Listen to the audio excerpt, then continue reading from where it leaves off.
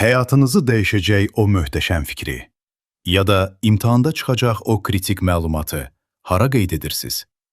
Hər an yanınızda olan telefona, yoxsa toxunma hissini heç nəyin əvəz etmədiyi klassik dəftərlərə? Bu videoda illərdir davam edən böyük mübahisəni araşdıraq. Telefona qeyd almalıyıq, yoxsa kağıza yazmalıyıq?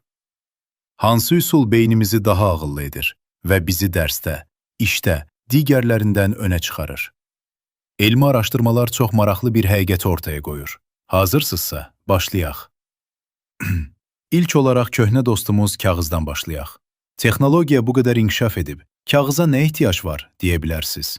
Amma elm başqa şey deyir. Princeton və Kaliforniya universitetlərində aparılan məşhur araşdırmaya görə, əl ilə qeyd alan tələbələr kompüterdə qeyd alanlara nisbətən mövzunu daha dərindən anlayırlar. Səbəbi çox sadədir. Klaviaturada yazarkən deyilən hər şeyi düşünmədən, olduğu kimi yazmaq mümkündür. Buna robotik qeyd deyilir. Amma əl ilə yazanda sürətiniz məhduddur.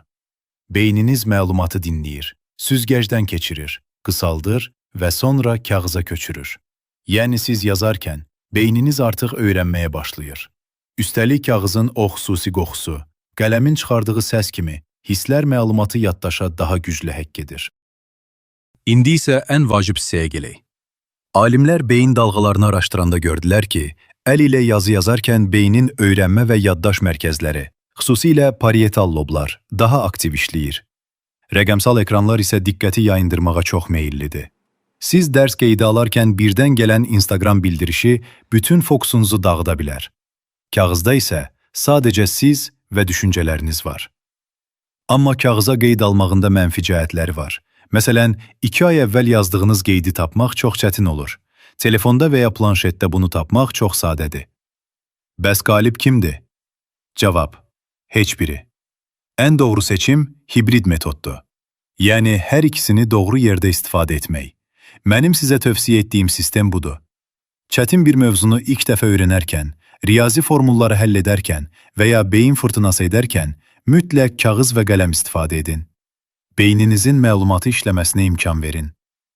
Qeydlərinizi saxlamaq, plan qurmaq, dərs cədvəli hazırlamaq və uzun müddətli arxiv yaratmaq üçün rəqəmsal alətlərdən Notion, GoodNotes, OneNote kimi tətbiqlərdən istifadə edin. İndi söz sizdədir. Siz hansı tərəfdəsiz? Klassik dəftər qələm sevənlərdən, yoxsa rəqəmsal dövrü sonuna qədər yaşayanlardan? Şərhlərdə görüşək.